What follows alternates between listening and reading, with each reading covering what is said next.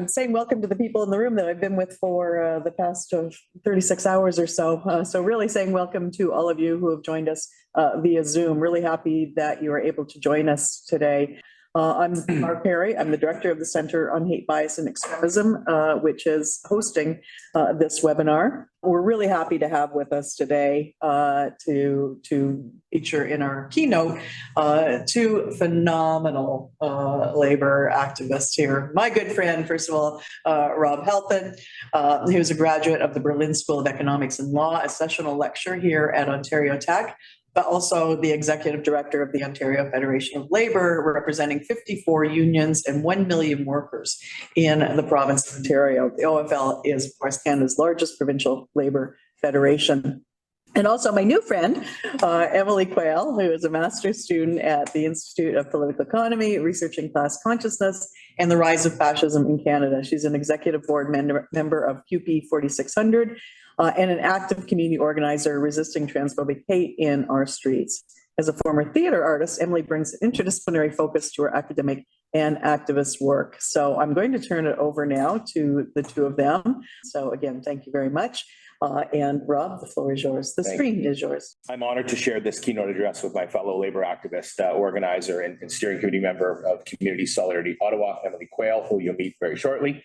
Emily is a queer mom, community organizer, and currently fighting the anti-trans and fascist movement in Ottawa. And Dr. Perry will attest, when we spoke about my participation in today's discussion, I was, of course, grateful for the opportunity to learn and contribute, but I also persisted. It didn't take much persistence, quite frankly, that we make space for those that have been engaged in these issues in the streets and for some time at the community level and from the community. And again, thank you to the Center for making space for both Emily and myself to participate and contribute today.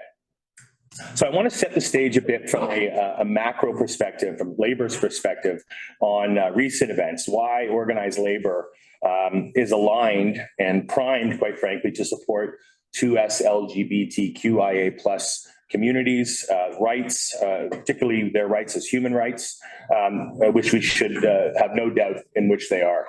Trans rights are human rights.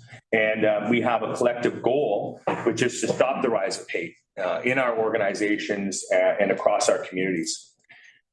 As Emily is sure to tease out in her remarks, organized labor has had a complicated but proud history of engagement in social justice issues. And labor's voice and resources are required to be intentionally revived for this critical moment. So where do we start? In response to this alarming rise of hate across the country, no doubt spurred on by the Yellow Vest, the Convoy movement, the Freedom movement, Canada's unions passed an emergency resolution to combat the rhetoric of bigots and the far right. In May, at the Canadian Labour Congress, the CLC, which is the national body for Canada, passed a motion at their convention in Montreal that stated that organized labor in Canada will, 1, encourage and support our affiliates, 2, condemn attacks against workers, families, and communities that support and defend trans, drag, and 2S LGBTQIA+ events. Secondly, to create flying squads to provide meaningful support to workers, to organizations and communities facing attacks, and then overall to create an emergency task force to develop a guide outlining the health and safety tools for affiliates and for organizers doing this work safely when these events occur. So this resolve was put to the test shortly afterwards, as labor was presented with the challenge to confront these fascist groups organizing and mobilizing under the guise of protecting parental rights. Planned protests to disrupt drag story times and the nationwide walkout and protest on the 20th of September to protect children and to save Canada. That's why we knew we had to step into action. Certainly unionized, non-unionized workers, parents, families, communities quickly rallied at considerable peril, I would say personal peril for some, in a very short time to respond and to support the trans community. So both the air and the ground games were strong. The events, however, highlighted the cracks in our planning and our preparation. We quickly saw that our meetings weren't safe spaces. Our planning meeting had been infiltrated. We were made aware of some sad truths. Of course, our movement isn't immune to hatred, and that some of these fascist thoughts had even taken root in our movement with rank and file members of our own unions. On that breach, we learned as organizers that we need to organize in different ways, and or different ways than we typically do, in a sense, broadcasting a message widely as possible in an attempt to, let a million flowers bloom. So the OFL takes responsibility for that breach. We should have been better prepared. We should have made better security choices in advance of that meeting. Although I want to be clear, we're not ashamed in the slightest about what we said or that we're organizing in public around these issues against those planned protests that we saw on the 20th of September. So we saw the need to be able to map and chart our supporters and put in place a system which was agile enough to not only respond to the anti-trans organizers, to create safer spaces, to educate and to encourage, but also to initiate and maintain important conversations, to debunk the myths, speak truth to who is behind these marches, and to retrain our members to organize and protest and counter-protest in a new way, to account for the new reality of cyber and physical dangers that we witnessed. We identified that ultra-conservative right had created a wedge issue which appealed to certain communities and pitted our members against each other. They successfully branded unionists and leaders of unions as being anti-family, being anti-choice, anti-faith, where quite frankly, nothing could be further from the truth. They found a way to frame the narrative to paint unions as anti-Muslim. And this forced the movement to carefully reconsider the role of intersectionality in our analysis and in our fight. The attempts to divide us back into silos is a technique that has been used effectively, and some might even say by Pierre Poilievre, by other right-wing politicians who at some level are attempting to appeal to who they consider ordinary working people. And that message appears to be resonating. We did a study of our a cultural values assessment, if you will, of our membership. And, we know that union members voted conservative, right? And continue to do so at kind of alarming rates. So we must work, of course, to counter this speech that suggests that unions and workers are at odds with community, which ignores the obvious point that a union is a community and the community, right? And workers are parents. They also want their children protected. And that means fostering and protecting all children in schools, including and especially trans children and children who identify or whose families are part of the 2S LGBTQIA+ community.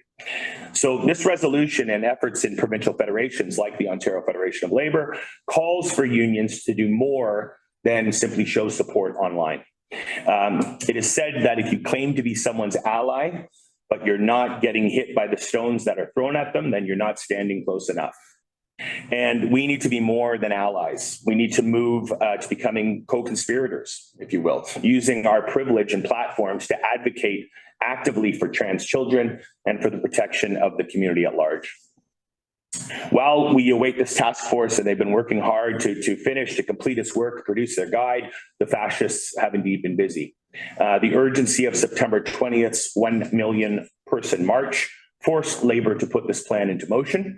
And what this looked like on the ground was an emergency meeting, as I mentioned, of community groups who had identified already been doing this work, heads of unions, Labour Council presidents. If you're interested in seeing that meeting, you just have to look on Twitter or X or YouTube or Vimeo, and you can find it quite easily. We used our connections in social media to quickly identify locations of protests and then a call out for our networks to join and to support already established counter protests. And that's the critical piece. This work is already being done on the ground. right? And you're going to hear about that later from Emily. In some places, Labor planned and anchored counter-protests in those areas where there were no progressive presence. So we amplified events that were planned. We provided guidelines, resources, information, especially ways to keep our counter-protesters safe in this new reality. We provided ways to participate for those that were not able to be there in person. And this included social media shareables, bilingual graphics, which encourage folks to use in order to show their solidarity. We asked that people share messages of love that day. We shared the details for confirmed counter-protests and provided a space for participants to RSVP and confirm their attendance. We encourage unions and labor councils to continue to build their rapid response teams by strengthening connections with the community, gathering contact information, and encourage the planning of follow-up meetings to discuss next steps in preparation for the next protests. We know that this is necessary. There were great turnouts and shows of strengths in major city centers, of course, but there were many more locations where counter-protesters were outnumbered.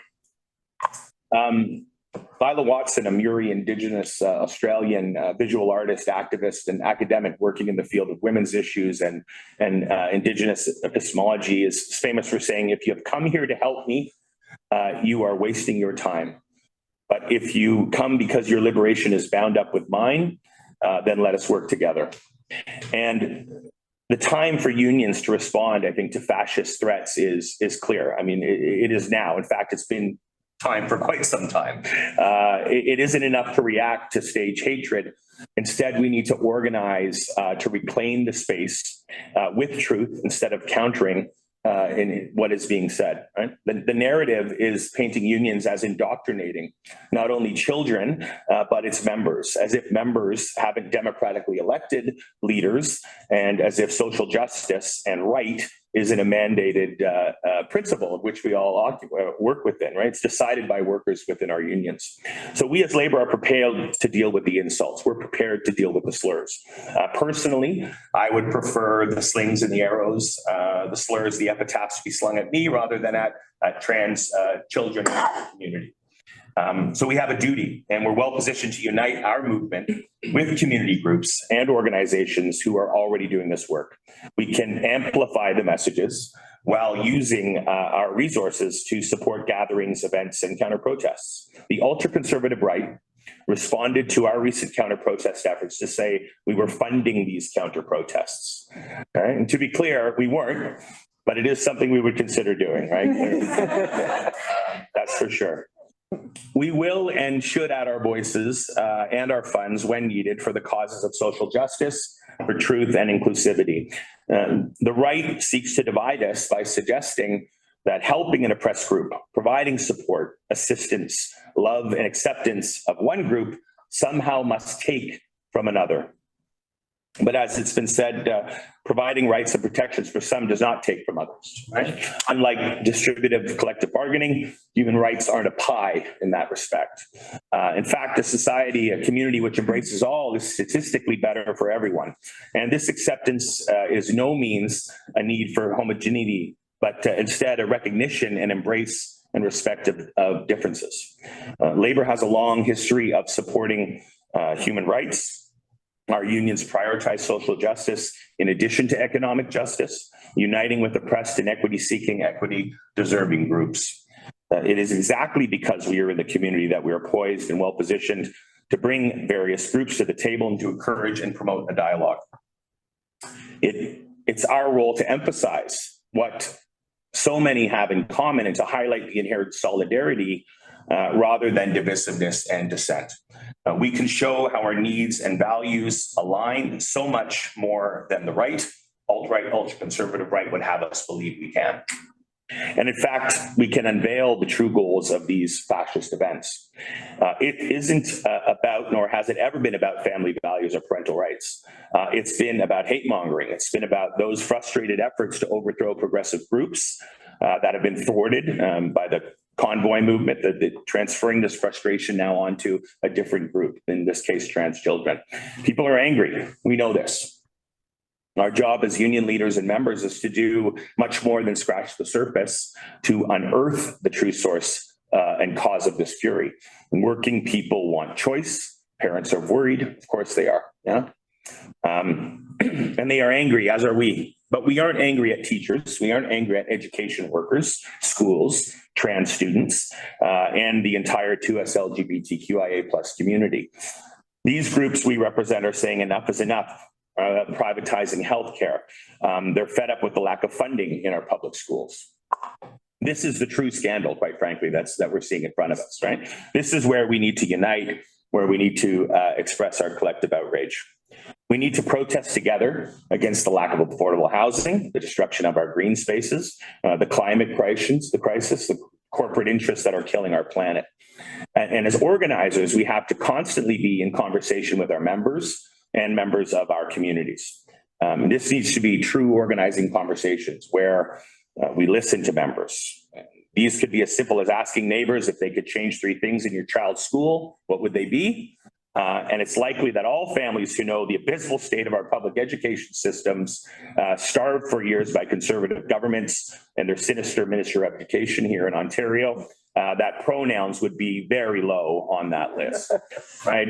Well below violence, well below large class sizes, crumbling buildings, lack of staff, lack of supports and resources.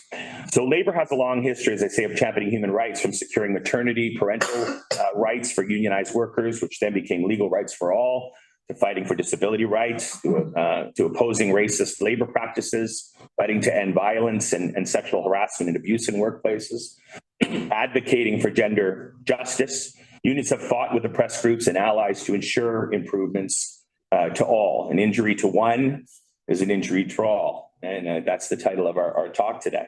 So this topic has created a wedge issue aimed at dividing us. So we know that the root is hate, and that hate isn't limited to questions of gender and gender expression. We see that this hate migrates and morphs, but is always rooted in the alt-right values or lack thereof. Their goal is to push progressive people to be pitted against faith communities, ethnic groups, to create fault lines. We won't be fooled. We won't be tricked into spewing xenophobic or intolerance. An injury to one is an injury to all. It isn't just a slogan, it's our core belief. It's a guiding principle. So groups like Community Solidarity Ottawa, and the counterpart in Toronto, emerged out of a need to push back against the hate born out of the yellow vest, the pandemic conspiracy theorists, the spread of the Freedom Convoy. Labour Council and communities joined force. And I can't underscore enough the important work being undertaken by Labour councils across the province of Ontario and indeed across the country in picking up this fight. They are the voice of Labour in the communities that we're talking about. Community Solidarity Ottawa, their points of reference are to build community specifically as response to the far right. And they recognize that the state, that the police were not willing or able to push back. So groups like CSO are a collective response to the politics of division and hate. They are very much necessary. They say to white supremacy, to racism, to misogyny, to homophobia, transphobia, to ableism, all of these forms of hate and discrimination, they stand up against them. Yeah? Labour joined these groups and mobilized and organized members to protest rallies to spread the word that hate has no place in Ontario, hate has no place in Canada. These partnerships, these counter-protests are just the beginning of the pushback. We know that the right isn't going anywhere, right? But neither are we. So before I leave you and I turn it over to Emily, I want to flag 2 more recent developments. Last week in Regina, Saskatchewan, Scott Moe, the Conservative Premier of the province, facing a revolt, frankly, from ultra-right factions in his own party, including stopping some of his members from crossing the floor to join the SUP, a party even further to the right of his own Saskatchewan party, introduced the government's Bill 137, Parental Bill of Rights, with the preemptive use of the notwithstanding clause, right, to ram through, in essence, trample the charter rights of Canadians. We sent our president, Patty Coates, to Regina to protest that move. Patty was there with thousands of like-minded folk on the right side of this issue, quite frankly. The CLC, the Canadian Labour Congress, is meeting this week to discuss Labour's collective pushback on that front. And I want to just leave you on one more positive note too. I mean, I've also had very positive, fruitful conversations with the National Council of Canadian Muslims, who are aligned as well against the use of the notwithstanding clause, particularly to attack minority rights in this case as well, including 2S LGBTQIA plus rights. So really want to turn it over to Emily to give us some insight into CSO's perspective and again, to hear from community who have been organizing in the community on these issues for some time. Emily. Thank you all so much. And thank you so much for the kind introduction. And especially thank you to all the organizers of this symposium and for inviting me for this keynote. This Center on Hate, Bias, and Extremism is a very crucial tool in our fight against rising hate and fascist movements. And I'm really honored to be here. It's not lost on me, the immense privilege of being lifted up by Rob, my comrades, my fellow scholars to speak here today. As a community activist and academic working with Community Solidarity Ottawa, I am so empowered and delighted that anti-fascist organizing is being showcased in academia today. Academia is a space that often feels really disconnected from marginalized communities' lived realities. I do not speak for Community Solidarity Ottawa today, nor do I speak for the broad anti-fascist movement, because that would be an impossibility. I am here to speak as who I am in this volatile and truly terrifying moment. I am a settler on unceded Algonquin and Anishinaabe land. I'm a mother of 2 young children, a student, a queer cis woman, a union activist, ex-theater artist, retired bartender, and general rabble-rousing Marxist feminist. Here, here. I'm armed with fascist and anti-fascist histories, Marxist and decolonial theory, and a very deep commitment to shutting down hate wherever it appears. One of the key moments that brought me into this fight against transphobic fascism was in late 2021, when Billboard Chris Elston staged a 2-day protest in front of the 3 schools on Broadview Avenue in Ottawa, one of which is my daughter's elementary school. Billboard Chris was rapidly becoming a notorious transphobe. He goes around, he puts on his suit, he dons a literal billboard on top of it, with dictionary definitions printed on them, filming himself. And he is quite confident the dictionaries have the best definition of what gender is. He's now affiliated with some extreme organizations in the States, like Moms for Liberty. He gives talks alongside some of the most notorious American fascists. His message is that children are being indoctrinated in schools and that gender-affirming care is abuse or mutilation. Underlying this is his belief that trans adults are pedophiles and trans youth are mentally ill. This is a near perfect replica of the gay panic that marked the mid-20th century. Not only is it wrong, it's really old and we're all really tired of this. So Billboard Chris and 2 local transphobes came to Broadview Avenue in October 2021 to spread this message. I took my spouse, my 6-month-old child in the stroller and walked over with our hastily made signs to show some opposition. Our crowd grew that afternoon really organically. The next morning, a big crowd of local parents took up the gauntlet, and then later that afternoon, it was local high school students that led the charge. In the May of this year, though, I completed a directed study with my supervisor, Dr. Justin Paulson, on the history of fascism and anti-fascism. I submitted my last paper on the nature of class consciousness, alienation, and fascism, which I will use bits of later on in my speech. But I submitted this paper just days before I learned that Billboard Chris was planning his return to Broadview Avenue. Things are moving quite fast in 2023. And it's clear to me that what we are all witnessing across the globe is unambiguously fascist. And too often fascism is defined from a state-centric perspective. And I think that this is a myopic take. It dismisses the robust and broad reach of the grassroots power of fascism. We can see traits of fascism in both its grassroots and state forms today, directed at Indigenous, Black, and racialized communities. Right now, fascism is becoming more visible to all because white people, primarily trans and queer people, are now experiencing fascist violence firsthand. I also firmly believe that when we use the term fascism, this unlocks anti-fascist theory and strategies as legitimate ways to address this threat. This is not a ballot box issue. This cannot be voted away in our current historical moment. We can't ignore them and write them off as a fringe minority, a term, by the way, that has now been fully co-opted by the fascists. We have to understand them as a movement, inseparable from capitalism and the ideologies that maintain our collective oppression. Our current post-pandemic conjuncture indicates a decrease of living standards, increased housing and employment precarity, climate crisis, chronically underfunded public services. And we cannot ignore how fascist ideology offers the anxious, the underrepresented, the disenfranchised a false explanation for our collective woes. Rather than face our material and social crises head on, fascist movements offer people a distraction through blame. For fascists, the problem is never capitalism. The problem is immigrants, queer and trans people, wokeism. We must use history to our advantage because it unlocks more than just fear of the horrific fascist violence that is the very real potential. It frees us to engage with anti-fascism successes, and we can learn from what anti-fascism has failed to do in the past. We must act now to prevent this movement from growing any stronger. And in Ottawa, I am so lucky to have a wonderful example of how community organizing is an effective tool in this fight. Community Solidarity Ottawa, or CSO, was formed during the Freedom Convoy's occupation of my city in early 2022. CSO faced a capacity crisis following the dissolution of the convoy. The labor leaders that were the foundation of CSO were understandably pulled back into their workplace struggles, and other organizers were drawn into the municipal and provincial elections held in fall of 2022.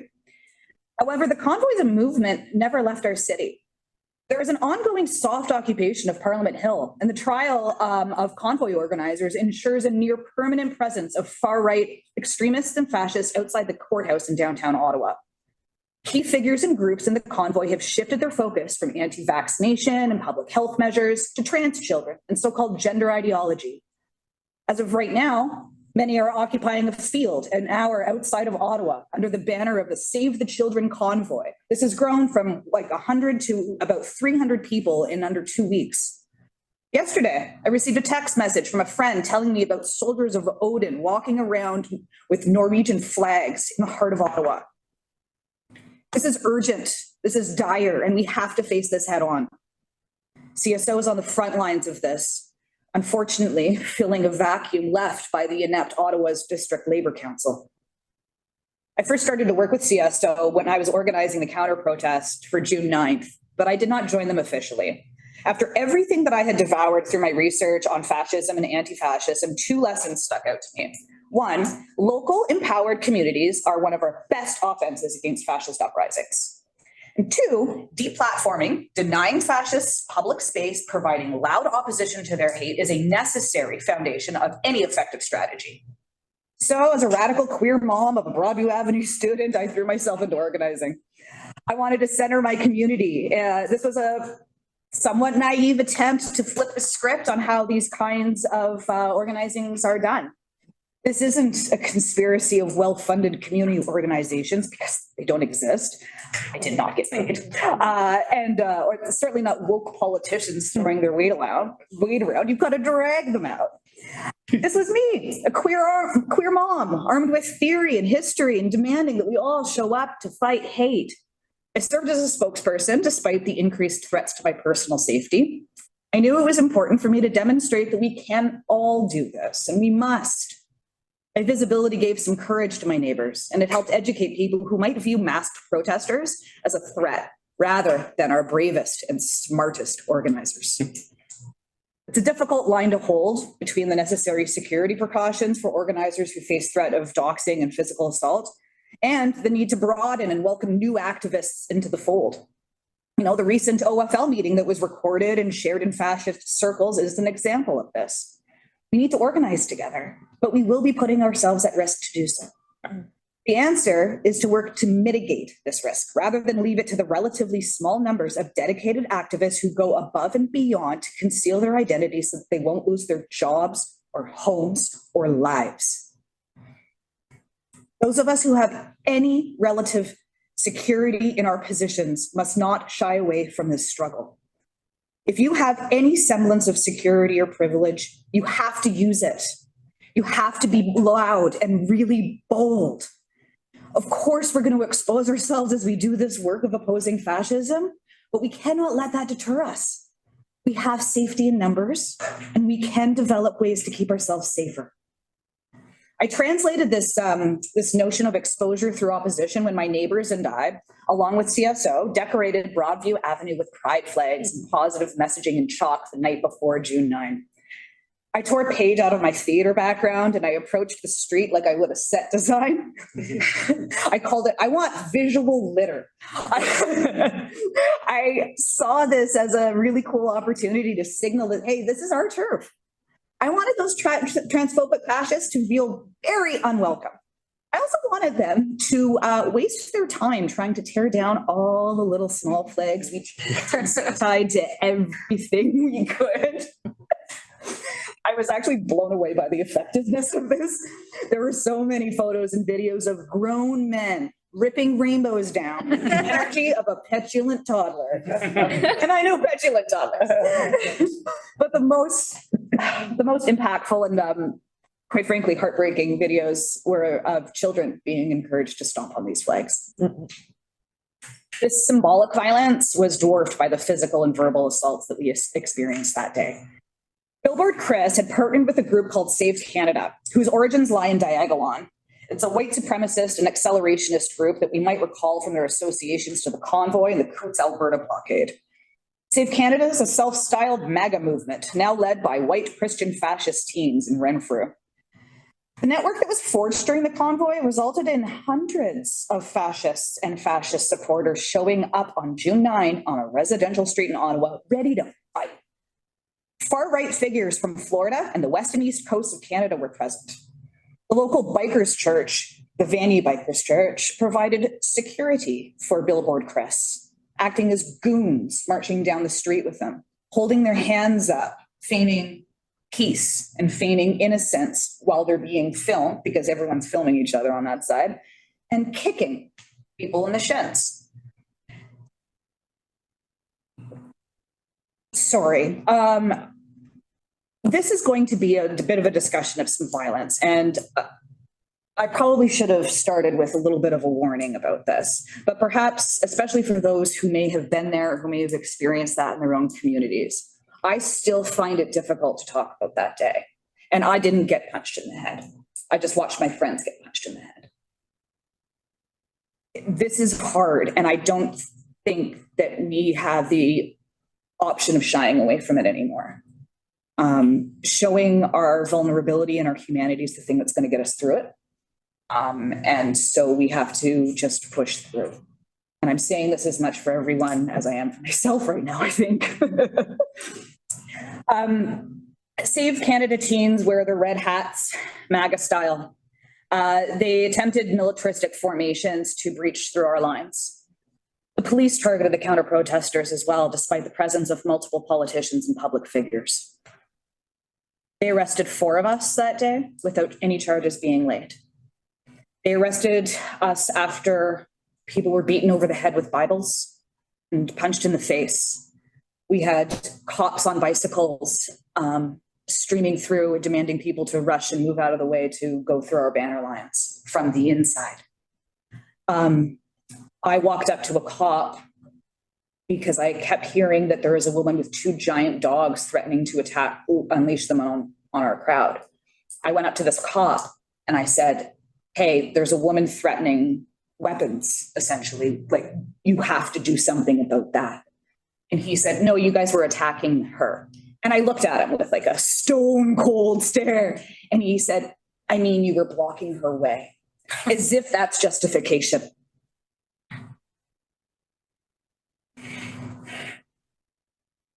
Only one arrest was made on the fascist side, a racialized youth.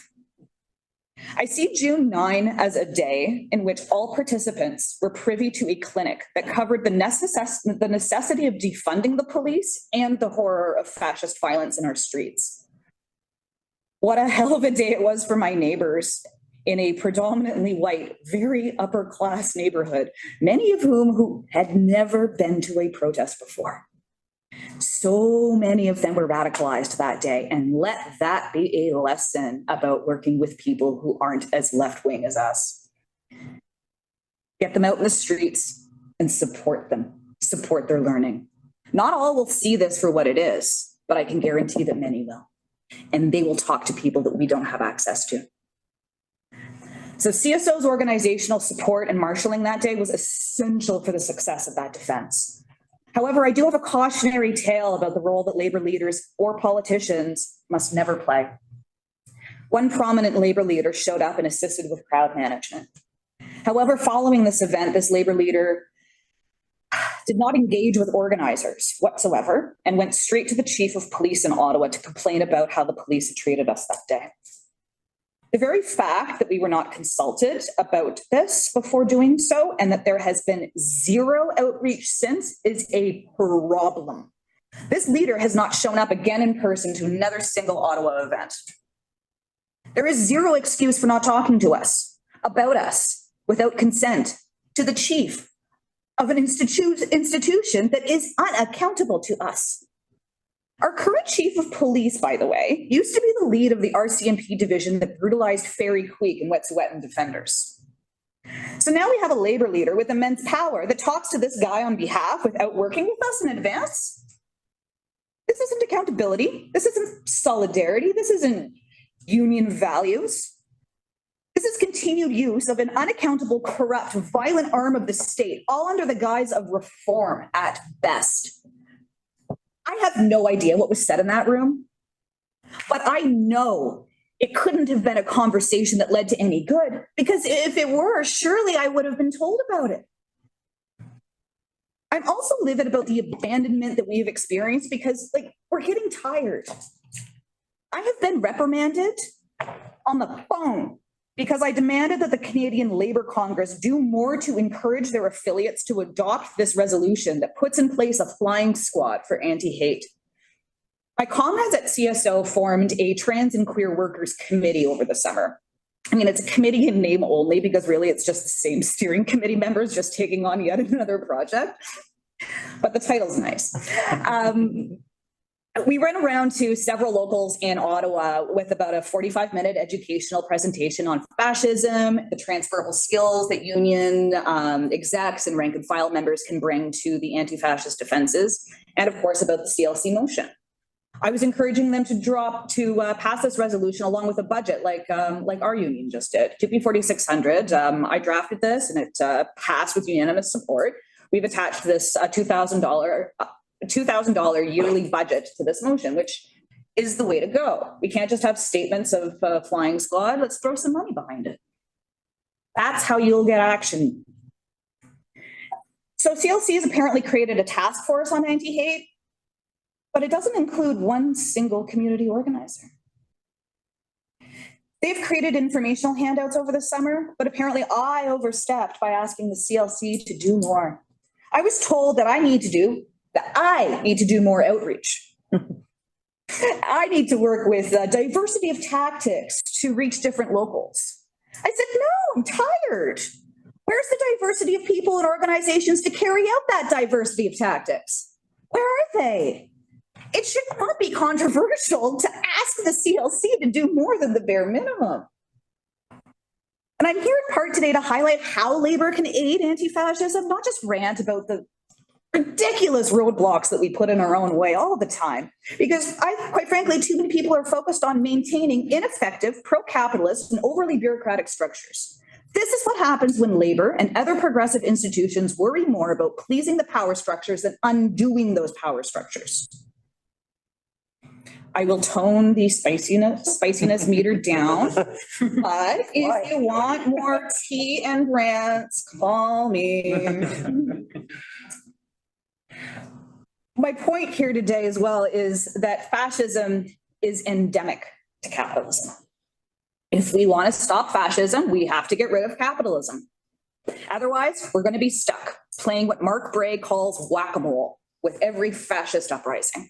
We'll be struggling to retain the rights we won while constantly settling for a disastrous status quo.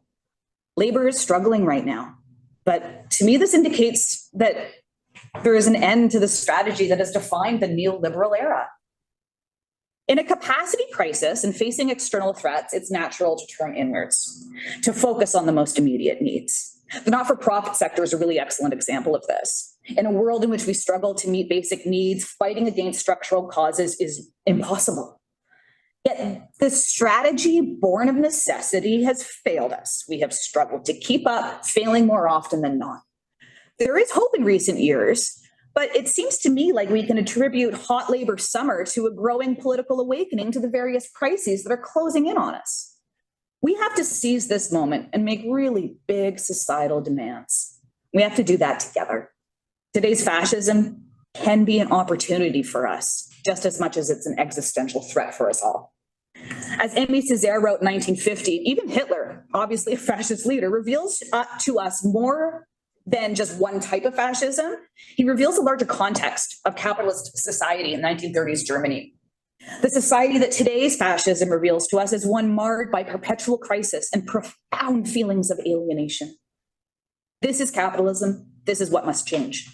So I'm going to take you on a little dig into alienation because this is, to me, the biggest barrier to changing hearts and minds.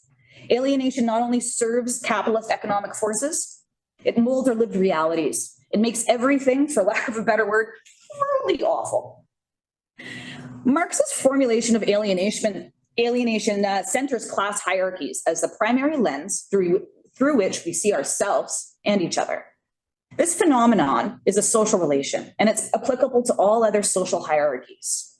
Marx also goes on to argue that the totality of our social nature is reflected in the totality of our consciousness. He writes that thinking and being are thus no doubt distinct, but at the same time, they are in unity with each other. So this thinking is way bigger than one ideology or one idea. It's a consciousness. For Marx, man confirms his real social life and simply repeats his real existence in thought. Contrasted with ideology, that's something that can be fragmented and even disparate from social reality. Consciousness reflects the totality that is life, however inhumane under capitalism. Georg Lukács expands on this with his theories of reification and class consciousness. At the core of that exists the idea that bourgeois class consciousness is the reflection of commodified social relations. Alienation is simply the process that drives these commodified social relations. I see bourgeois consciousness as a dominant connective tissue that provides way too many of us an understanding or misunderstanding of capitalism as our lived social reality. So for me, this consciousness would contain fascism in some way, because fascism exploits alienated and hierarchical social relations. To me, this helps to explain the inability to locate fascism as one singular movement or expression of any one class's interest, because it reflects the lived reality of a class struggle as a whole. It explains fascism's flexibility to adapt to changing capitalist conditions and formations of social oppressions and hierarchies. Karl Polanyi's work takes this a little step further. He writes that liberalism attempts to remain faithful to an illusionary idea of freedom, denying the reality of society. While fascism attempts to accept that reality and reject the idea of freedom. So these are two distinct approaches, but they are very united. Polanyi's view of liberalism and fascism and their treatment of freedom illustrate a very contradictory and interrelated relationship between the two. And what's striking to me about this passage is the implicit reference to false consciousness. Fascism rejects the idea of freedom, and liberalism is faithful to an illusion that, and both of these things can be described as a sense of false consciousness. I see liberalism and fascism as two sides of one capitalist coin. They appear to make sense of alienation in similar ways for similar ends. Both can also be considered bourgeois consciousness due to their reification of capitalist social relations. Both liberalism and fascism create a way to support capitalism based on a falsehood, either through denying reality or denying freedom, which is at its core an essential and necessary human need. What bourgeois consciousness provides all classes right now is a false sense of unity that hides the alienated social relations of capitalism. The middle class is a really good example and embodiment of alienation and the acceptance of this hierarchical social order in which we live. There's much that's been said about the middle class and the petty bourgeoisie, but most analyses view the middle class as a class that is unable to be defined or measured as concretely as the working and capitalist classes. But at the same time, a lot of these works also see the middle class as capable of supporting and developing a fascist movement throughout the last century. And I believe that an understanding of the middle class as a manifestation of bourgeois consciousness is better suited to explain the middle class than traditional class theory. The middle class is more of a pro-capitalist ideology, and it serves a very key role in fascism, which is to maintain that class structure. Throughout the last 100 years, the middle class and its attachment to home ownership deepened by way of cultural capital, so-called good debt, financial investments. While not middle class, Donald Trump's actually a really good example of this. He's a real estate tycoon, or at least self-professed to be, and lauded for having inherited vast swaths of private property, largely in the form of predatory rental property. Trump represents an aspect of the middle class stream, financial gain through real estate transactions, hiding the fact that wealth comes from winning the birth lottery. The links between fascism and real estate, or more broadly private property, are also relevant in the North American context, where the single-family home reigns supreme as both investment and cultural symbol. This, however, is directly sourced in the history of settler colonialism. It's an imperative for the ongoing settler colonial project to transform Indigenous land into private property. And the violent appropriation and dispossession that drives this project is an example of fascism being experienced by Indigenous peoples, even within the supposedly liberal democratic regime of Canada or the United States. This dream of the middle class encourages people to participate in capitalism while invisibilizing the violence and destruction that underpins the accumulation of private property. The middle class is also not just the actualization of the individualistic Homo economicus, or the white nuclear family with 2.5 kids. It's the ideological support and myth enforcement for the capitalist dream. It flattens class struggle through the reification of class hierarchies as natural. It masks the fascist violence upon which it is built under a veneer of liberal and individual rights. The middle class is influential in fascist movements for sure, not by its existence as a class, but by its support of the fascist projects that propel capitalism's drive for accumulation and dispossession. This is why settler colonialism is a factor that must be analyzed with fascism. It's so infuriating to hear fascists co-opt the genocide of Indigenous peoples by comparing the inclusion of gender diversity in the school curriculum to the horrific history of residential schools. But it is something that we must confront. Not by debunking, but by calling out the root causes without flattening or equating experiences. The histories that have brought us to this moment must be accounted for. Context matters, always. The everlasting crisis of capitalism and its relationship to fascism is also articulated by the Black Panthers and many other anti-racist revolutionary groups throughout the last 100 years. It's a constant feature of the racist capitalist policies that are embedded within liberal democracies. When the crisis, though, that is capitalism reaches the white middle class, only then is a crisis discovered. Acute crises reveal the racial and national and gendered lines that capitalism requires for self-reproduction. Fascism just openly embraces these divides, and it can appear to be caused by those crises, but this is not a useful framework for transformative change. Crises are just endemic to capitalism, and fascism is endemic to capitalism. With very few exceptions, the actions that work to silence or marginalize fascist organizing were uncompromising with moderates and explicitly rooted in broadly socialist principles. Separating anti-racist goals from revolutionary anti-fascist goals has been unsuccessful. Working within major political parties or with state-sanctioned organizations led to infighting on the left, and ultimately anti-fascist actions that were unsuccessful. The clearest indication of the incompatibility of revolutionary anti-fascism with the capitalist state is that throughout history, the police, as a coercive arm of the state, routinely target anti-fascists to the benefit of fascists. I'm going to briefly cover a little bit of identity politics, because we are currently facing a form of fascism that appears to us right now as a single issue. Identity politics of representation cannot be our only opposition to this. When we focus too tightly on identity and representational politics, that creates avenues for increased oppressions from the state. That's not to say that silence or assimilation are solutions, because they absolutely are not. But liberal democratic states use identities in silos. Gay rights without economic justice and racial justice is just a way of using identity politics to firm up hierarchies amongst these different identities as determined by the state and by capitalism.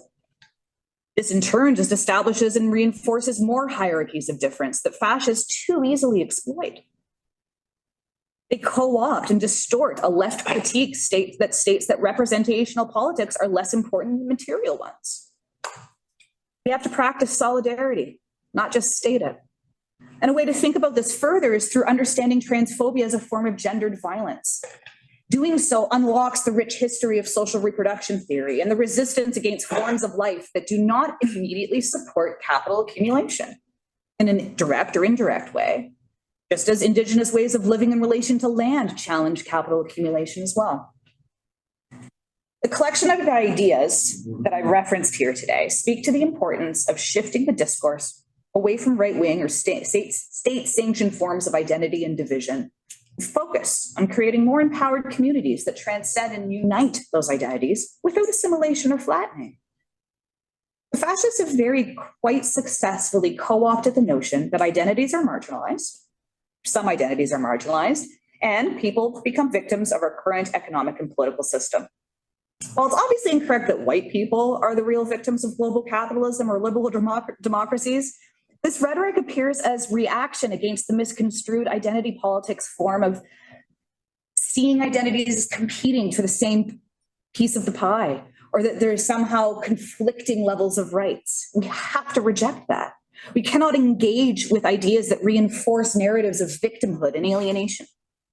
The lessons that revolutionary organizations provide are that community empowerment and solidarity are the essential tools in the fight against fascism as a political movement and as a consciousness. Our existences can challenge capitalism if we are living right by principles of care, principles of community, and autonomy. Let's embrace that. Here's a little example of learning from community in the spirit of solidarity. I truly love queer bars in small towns. Last night, my friend and I visited Oshawa's only gay bar, Club 717. And this is a space that has persevered for 34 years. It's run by a board of directors, volunteers. The space is a bar. It holds euchre nights during the week and some drag nights on the weekend. They've expanded to run a food bank, but it's unsustainable due to high demand. They have a clothing donation room filled with bags and racks of clothing, but they can't distribute it because their location is accessible. This bar and community support space is in a small industrial park, a 10-minute drive from downtown Oshawa. But despite this, it's a magical place. You can feel the history and love in the room. This is way more than a passion project. It fills social and material needs at once. This is how we have to organize. We have to take up physical space for queer joy and material support at the same time. But we cannot do this if we continue to dump that labor on those who are fighting for their existence and dignity daily. Labor organizations have a massive amount of resources, but they can get too focused on internal issues rather than outward and radical growth. I need to urge everyone to go to where the community is. Listen to them, see how they work together and persevere despite all odds, and help them do a real tangible thing to make their work easier and more effective. Next time anyone travels for a conference or whatever, get out, learn from the local community organizers. They will reveal the incredible amount of work we have yet to do and are also living examples of our fundamental unity as people who believe in a better world. I'm going to share with you a few demands. I'm going to start with the big one. This has to inform everything we do. Number one, if our theories are not usable in the streets and community organizing to push for revolutionary change, toss them out. If our ideas stay stuck in our silos behind paywalls and expensive tickets, failing to communicate. If our ideas stay ideas, they will die. They must be actionable. They must be used. Number two, in 2023, we have history. We can forgive our comrades from a century ago for some of their failures to really, truly effectively stop fascism. But they didn't have history to learn from like we do. We have zero excuses now. We have to learn our history fast. We have to get creative because we do not have much living memory. Let's not embarrass the history of incredible people like Clara Zetkin and Rosa Luxemburg. Let's learn and then apply it immediately. Number 3, when we talk to our friends, coworkers, families about this fascist hellscape we find ourselves living in, we have to reject the idea that fascism is imported from the States or that transphobia is imported from the UK. Fascism is not imported like avocados. Canada predated some of the international movements. We've been a top exporter of fascist personalities like Jordan Peterson and Gavin McInnes and Lauren Southern. Stretching the importation metaphor a little bit, no one imports a commodity if there's no consumer to purchase it. This kind of denial and Canadian exceptionalism is an unactionable framework. What good is there for this framework to be used by the radical and us on the left? Should we respond with a Buy Canadian Ideas nationalist program? Well, no, like the far right already does that, and nationalism is hugely problematic. Should we say that fascism shouldn't be imported at all? It should just stay over there in that other country with those other human beings? No. But they do. It's a conservative and liberal trope that reifies the Canadian national identity, and it's used in grotesque ways to maintain an anti-immigrant racist consciousness. Again, this is a completely unusable and harmful way to think about fascism because it does not help our organizing. We have to, this is number 4, we have to really practice solidarity, not just state it. We have to target the structural forces. We have to be loud and very clear that our collective misery is because of capitalism. And by capitalism, I of course mean racial capitalism, settler colonialism, imperialism, patriarchy, and environmental destruction. We are up against a totality, so let's treat it like one. Single issues and representational politics reify socially constructed divisions. Labor organizers understand this from the point of view of workplace organizing, but we really have to stretch that concept far and wide. Do not reduce our differences, but understand that many of these differences are exploited by the capitalist system and reified by alienation and social hierarchies. We have to live well by each other, for each other. Number 5, make good sense. Counter alienation with solidarity. We need a movement, not a moment. We need collective action, not timid rules-abiding demonstrations. If we build a way to make sense of the world through solidarity, we can have a movement that is elastic and flexible enough to make sense of the next single issue attack that comes our way. Our current opposition of transphobic hate that centers on trans rights or human rights is insufficient. We're going to come at another group next, and our current mode of response isn't elastic.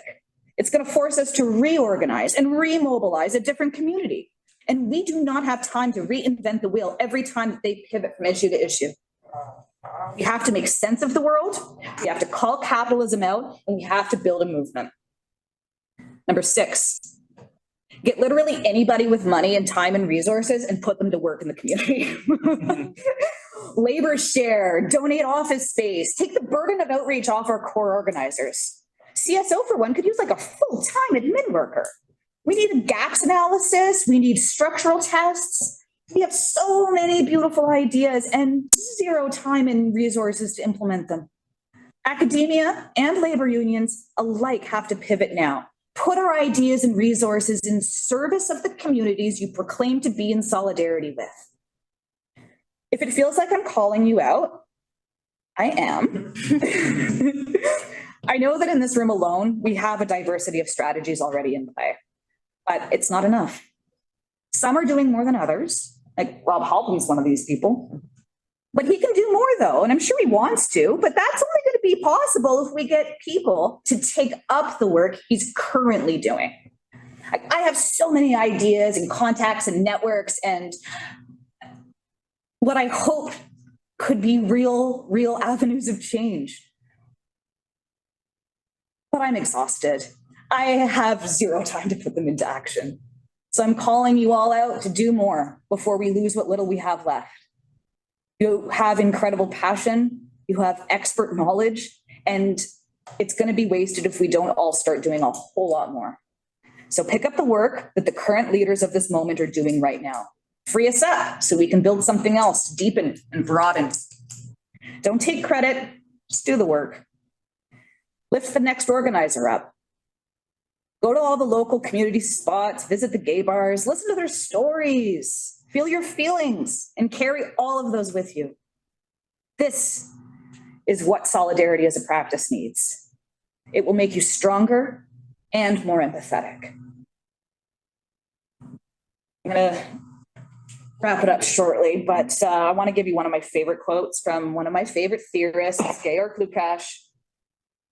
There is no recognition of past events that is fruitful for the present without a perspective on the future.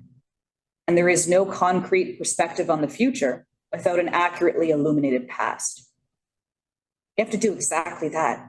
Like, imagine our future and communicate it, understand our past and use it. That's how we can live in the present. And that is how we can transform our current struggles and unfortunate disunification into a truly revolutionary moment. Showing up is now the bare minimum. Free Palestine, land back on Turtle Island, abolish capitalism. That is anti-fascism. Fight on these terms. These are our terms. And let's get to work. Thank you.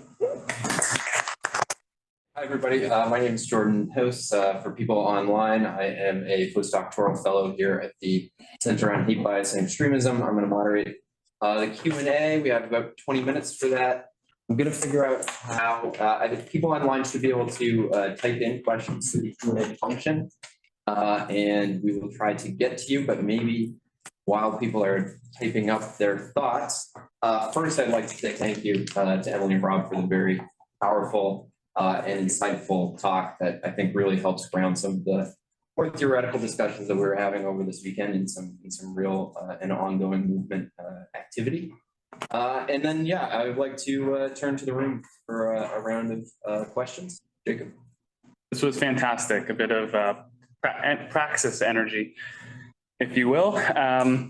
Okay, so the role of academics in anti-fascist struggle, big topic, but Rob mentioned some areas, sounded like rural areas, where the counter protests were outnumbered by the protests. It's confusing to remember who's countering, who's the protest, who's the counter, but okay, so rural areas sound like a weak spot, perhaps. In Emily's talk, I got the sense that it's about action, and about showing up and outnumbering people. But of course, there must be some educational component there too. So what is a possible role for educators? Because that's ultimately what all of us are. And is there a particular rural strategy vis-a-vis education that we need to begin fleshing out?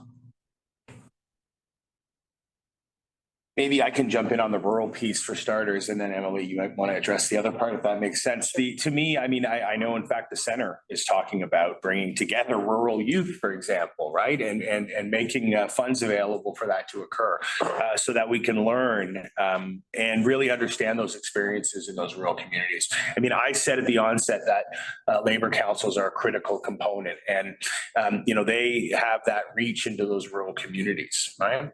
One of the things that struck me about that meeting that we had on that Friday before the September 20th, the one that was inevitably leaked, was the peril in some cases, that organizers in rural communities may face. And that would, of course, not even have crossed the minds of those individuals that would have sought to divide us. Creating a safer space or trying to make spaces safer. That was my real concern, quite frankly, was anybody who might have been on that call that is organizing in rural communities or in small communities and for their safety. Right. So I think, listen, I didn't say this at the onset, and Dr. Perry introduced the organization which we represent, or I represent, the Federation of Labor. But we have 54 unions in this province, and they are literally in almost every sector of the economy and in every corner of the province.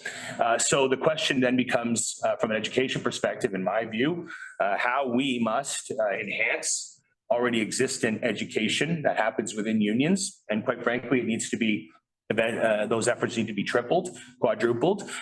We need to make that a priority, educating our own members, because we do have those reach in those small areas. And I think, the labor councils that are active and existent there, where there aren't large groups and communities organizing, there are organizers in those areas. And I think even talking to some of my colleagues that are in the labor council sphere, they met new folks in their communities that are organizing in these communities, in these issues, around these issues. So there's a lot to say there. I'll let Emily speak a little bit about where the academy can come in, but I think, as trade unionists, we have an obligation to redefine those efforts and double those efforts for our own membership education, and to support labor councils in their work in those communities, getting them the tools that they need to be able to get that message out. I would also just clarify that it wasn't just rural places that were outnumbered. Winnipeg had a disaster. Surrey had a disaster. I think that there were some major cities that had massive outnumberings. It's also important to remember, too, in Toronto, just 2 days after the 20th, Billboard Chris did the June 9 Redux in front of a bunch of schools in I just know in relation to the IKEA, because that's the only reason why I went out there when I lived in Toronto.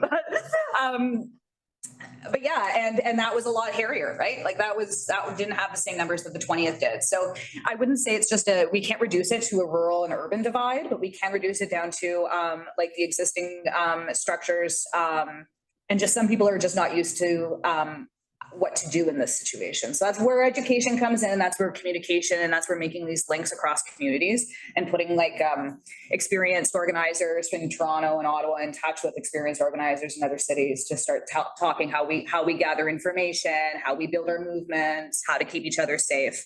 In terms of what the academia can do, I mean, like, we have to get out of the lecture halls, right? Like, we got to figure out a way to transform the papers and stuff that we write so that they're not just behind paywalls and journals that, quite frankly, most people don't read. Like, I wish they did, but they don't. And we have to get out there. We have to make our ideas communicable. We have to learn how to organize through talking to people. If we are an educator and you're comfortable sitting up in front of a lecture hall talking to a bunch of undergrad students about, I don't know, international relations, then like you can absolutely go and talk to a blue collar worker and just be like, hey, like, so what's on your mind, and address some of the concerns and address some of the anxieties. I think that we also have to work on educating each other everywhere we go. Like, education isn't just something that happens when we're teaching. We've got our teacher hat on. It's something that we have to do all the time. We have to never, that's why I said, like, yes, my speech was very like action, action, action, because we have to kind of figure out a way to like blur the lines and blur the silos in our own lives. If we're an educator, we're an educator all the time. If we're an activist, we're an activist all the time. We've got to start doing that, because we don't know who we're going to reach and who we can persuade, and we can learn as we go and learn what's effective. So just try it out. So we got a question from online that I think follows up nicely on some of those comments, which says, you mentioned there are methods to keep organizers safe/safer. Safety is also a concern of supporters/attendees at events such as counter protests as well. Can you share more about your thoughts and experiences on methods to keep folks safer when doing this work? Yeah, buddy system, mask up. Do not talk to the police. Do not talk to the far right. A debate cannot be had. Like in contrast to what I said, like never stop educating. In the streets, that's not the space. You're not going to pull out your PowerPoint and you're not going to say your 2 bullet points. No, you're going to get punched. So there's also different risk levels that you can always take at these protests. And well-organized ones tend to recognize that you're going to put your boldest and your bravest and your hopefully biggest and beefiest on the front lines holding the banners. And then you're going to have your more risk-averse people who might be precariously employed or have security clearances at work, which is a big challenge that we face in Ottawa, for example, and have them a little bit kind of on the back. Masking is a huge thing. Don't show your face.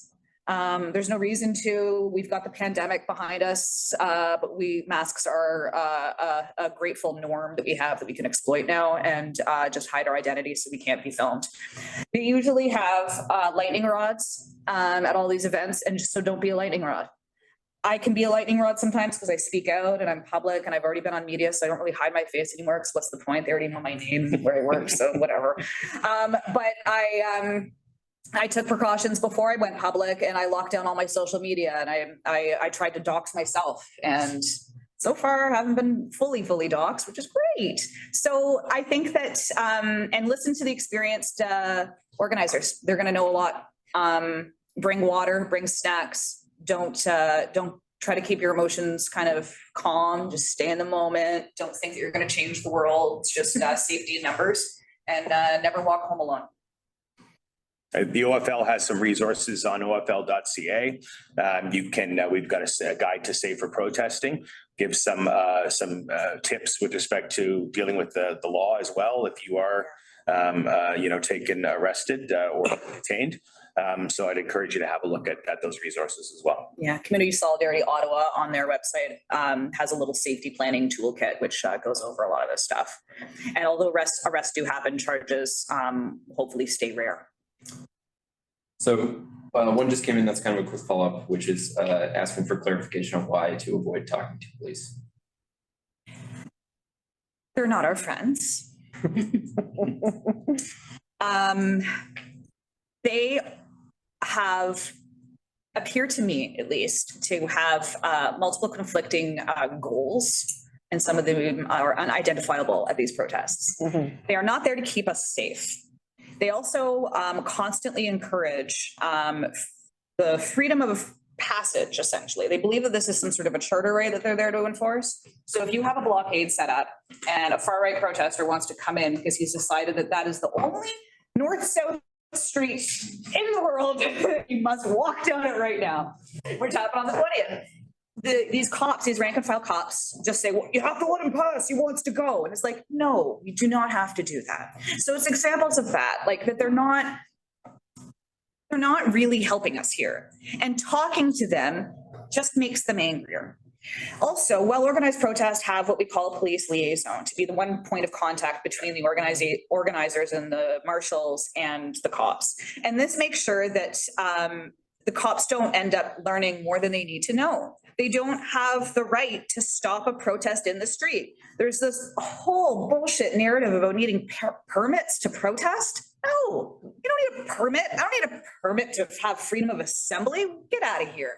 So all of these types of things say to us that, like, they're not there to facilitate anything that we do, positive actions. They're there to actually police us. And we see this over and over again. I don't expect them to change. It would take something really, really drastic. If they want to, I think nothing is stopping them, but I'm not going to sit around and wait. I'm not going to work with them as comrades because they're not comrades. Yeah. Thank you so much.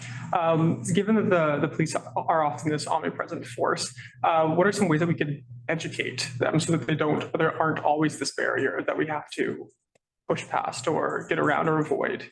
Like educate the cops? Yes, educate the It's a big question. I don't know. I don't know. Trying for years. There's health and safety legislation that's legal in the country here called Westray legislation that requires police, for example, to investigate criminal negligence whenever there's a workplace injury, illness, or disease occurring, a death. They need to be educated on that, for example, right? So in this concept of how to keep groups like the freedom of association, working in essence the way it's intended. It's a good question. I mean, I think there's various experiences with police forces across different jurisdictions, no doubt. There's always a debate, I think, about how much interaction the police should have with these types of events. And Emily's highlighted some reasons as to why there's caution needed. And I'm sure there's other jurisdictions where there's more closer relationship between the police and the groups that are under attack, for example. Also, we keep each other safe, right? Cops don't. They're not preventive. They don't. What do you like? Why is it that we feel safer if we can pick up the phone and call a cop after a crime has happened and fingers crossed they do something about it? Like, what? No, how we prevent that crime in the first place is by reducing the things that cause that crime in the first place. And the police are like unequivocally uninterested in that because it would take them out of their job. But we have plenty of other jobs that are useful in the society that anyone can do. So, we don't have to have that one. Just saying.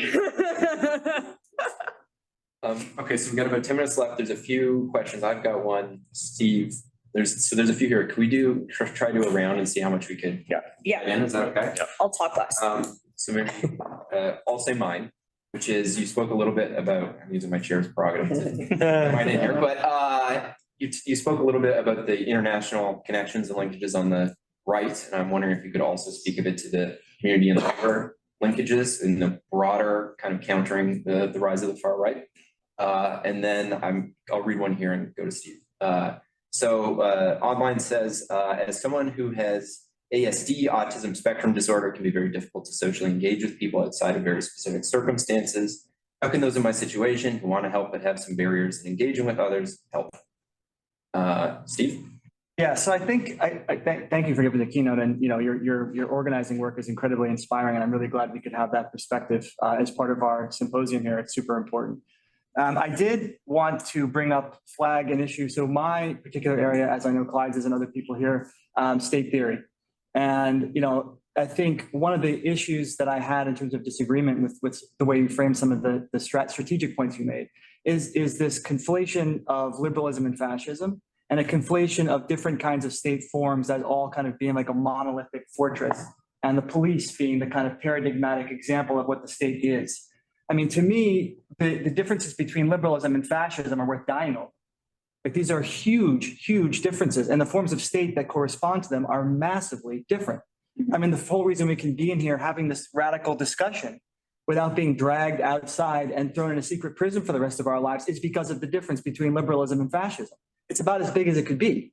And, so I think even the role of trade unions, I mean, you're sitting next to a trade unionist, we have trade union rights. The state is what provides trade union rights. I mean, I'm not saying that we don't want to have socialism, get rid of the capitalist state and that the trade unions aren't limited. I'm a socialist. I believe all those things. But, cops are the state, so is universal childcare. And, so these things, we have to, I think it behooves us as socialists, when we're thinking about strategy, to think about the different kinds of state, the specific ways that the state organizes class power, and then strategically engage with the state based on a concrete analysis of this particular kind of liberal democratic state. And so that means understanding the limits of reform, the limits of parliamentarism, of course, but also exploiting the opportunities that are there, including the opportunity to have public meetings. I mean, you mentioned freedom of assembly, not needing a permit, right? Those are freedoms that you have in this liberal democratic state, which you are exploiting insofar as you're using that space to articulate socialist ideas, confront the right, et cetera. I mean, as much as I like going to gay bars, and I really do, I think, doing things like ending the climate crisis is going to require a much larger scale state-led economic transition away from fossil fuels and toward alternative energy, which is going to require huge amounts of investment and coordination and planning, which, you can't do at the level of starting a gay bar. You have to do that strategically in terms of building mass forces backed by the unions, backed by hopefully a political party to the state. So, I think the strategic and the theoretical component kind of go hand in glove. Sure. Yeah, mine's like especially tactical and has nothing to do with strategy as such. So I'm a trade unionist. I'm a trade union organizer. I work in the building trades. I've been a glazier for 7 years in addition to being an academic. And I have often been confronted with really regressive views or dangerous views for myself also as a queer person working in the building trades. A fact that wasn't immediately apparent to my coworkers and I wasn't necessarily always forthcoming with because of my safety. One of the things that strikes me as really important in this organizing is the consistent use of what in trade union organizer jargon is an AAR, or an acknowledgement, an answering, and a redirection for some of these concerns. And I think the sort of gesture towards like Jane McAlee view, like what 3 things do you want to change in your school, is an important corrective here.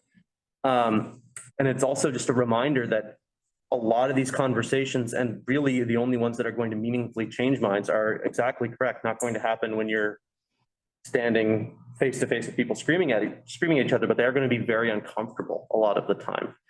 And a reminder and a rejoinder to people that the only way that we organize to build power in any context is talking to people. But how do we ensure materially that the conversations that individual activists, individual actors, individual people are having remain safe, and how can we create resources for what those AARs may be? How do we acknowledge the potential grievances or alienations that individual workers are facing? Answer the kernel of truth in their concern, and then redirect it towards socially positive, beneficial ends that have them organizing as comrades, with whom we may even have an antagonistic or non-antagonistic contradiction among each other. So that's. Yes, we have about 5 minutes. Take a little bit more than that, but sure, you know, I can respond to. Thank you. Maybe I'll start with the first piece with respect to learning from international struggle. And, you know, there are, but I want to put the caveat out there too, that there are structures abound that sometimes limit the progress that we want to see on the ground and what works in certain jurisdictions. You know, obviously there are collectives of unions on an international scale. In fact, there's a large meeting happening right now in Geneva of all public service, the Public Service International, the public service unions across the world. They're talking about these same issues right now. There was just a panel on gender, sexual orientation, gender identity, the fight back that's occurring, the attacks on public services, particularly public education, and what that means to that context. You know, I'm a student of an international school in that respect. When I referenced, I went to school at the Berlin School of Economics and Law. It was a program in globalization and labor policy, where there were 20 students in the class from 18 different countries, mostly from the global south. Myself and a colleague from North America, from Washington, were the North American contingent. But what you can learn, I think, from the resistances that are happening around the world, particularly in the global south, and where there have been successes in different methods of organizing, it was being in that global classroom was an absolute benefit. I think really shaped the method and way that I look at organizing, and you know, what I believe to be of value and truth was not necessarily that of my colleagues in India or in China, for that matter, even South America, wherever they came from, mostly in Africa as well. Very interesting to learn from those global experiences. There was a question regarding a member wanting to understand how you can get active when you might have some barriers to participation. I'd say there are many, and Emily pointed on this, there are many avenues that you can get active with in the movement. The movement, whether at the community level or in an organization like the Federation or any union itself, has to make space for the need of all of our members to participate. We can't put barriers towards that, but there are things that can be done, whether it's from behind your keyboard as well as the conversations that you can have with your friends and your family and others that you know in your community. There'll be a big rally, for example, tomorrow, I understand, with the Autism Coalition taking place at Queen's Park, and that would be an excellent opportunity to come together and unite with folks that are similar concern. I'm speaking a little bit in generalities there, but certainly there's lots of work to be done, and we could certainly include those voices in the work that we're doing. I also think that for people with different accessibility needs and whatnot, is that it's not just talking to people. Like, there's a considerable amount of spreadsheets involved in organizing, whether you're in labor or in the community. There's a considerable amount of logistics organizing. We need a diversity of skills. We need everything on the table at once, and to throw everything we've got until something sticks. In terms of, we have to meet everyone, sort of the Jacob's question there. It's like, we have to meet everyone where they are. That's that like core union organizing principle, is meet people where they are. And we're not gonna be able to persuade every single person, but we're able to at least get temperatures in the room, and we're able to kind of learn and move on and develop some strategies. And those aren't gonna start developing until we start having those conversations to begin with. And leading with empathy, like I think that that's something that we all have to remember, that everything that we do, like we're all gonna be the smartest person in the room at some point in our lives, but we should really strive not to be the meanest. We should always kind of assume good intentions and goodwill until proven otherwise. This is how we're gonna build allies. This is how we're gonna build solidarity. I want to talk about some of Stephen's questions just about the conflation of liberalism and fascism. I definitely push back. I do not conflate the two. There are two different things. The analogy I wrote, it was they're like two sides of the same capitalist coin. They are an ideological force that can be transformed into state apparatuses. So you can have a liberal state with fascist elements. You can have a fascist state with liberal elements. Throughout history, we see fascists get elected through liberal democratic means, right? And I think that's a kind of a neat example of that. I also want to say that like the rights that we have supposedly guaranteed in our liberal democratic state today are different for me than they are for somebody of color. Also, they're my rights, they're not the state's rights. That's not a liberal right. That's my right as a human being to do what I want to actualize that. And there's various systems and structures out there that get in our way, so that we have to have a system of rights to mediate that for us. That's a complicated thing when we can just get rid of that system altogether. And in terms of the cops, of course, is not the only aspect of the state, but when I go out and organize in the street, the cops come out, not universal healthcare, you know, and I will not die for liberalism. I will not. It hurts people. Our universal childcare program still has some of the lowest paid, primarily women and of color workers in that industry. I'm not going to die on that hill. We need to reform that. We need to make that better. But the only reason why it's so limited and restricted isn't because it's because liberalism does that. It needs to have this fascist element at all times. It needs to make sure that it's constantly pushing down while it gives a little piece of the pie to someone else. And that's the thing that I reject.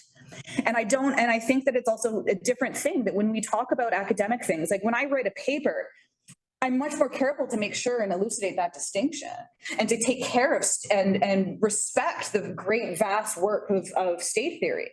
But we can't go out and do that in the streets because that's not the reality that I live. And I think that something that I want to impart to you all, if I can, is just that when you straddle these two very different worlds, they have to inform. This is theory and praxis, right?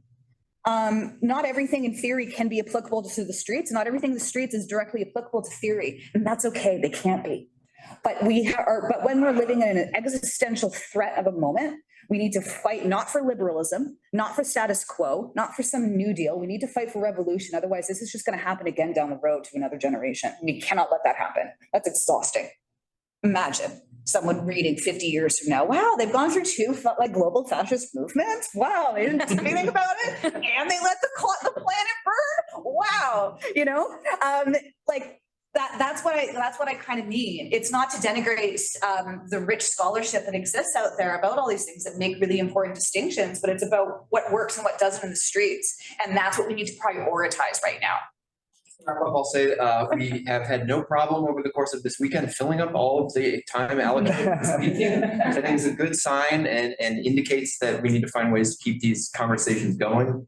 And I just want to say to our people who joined us online, thank you very much for coming and participating. And I think with that, I'm going to turn off the recording. Thank you. Take care.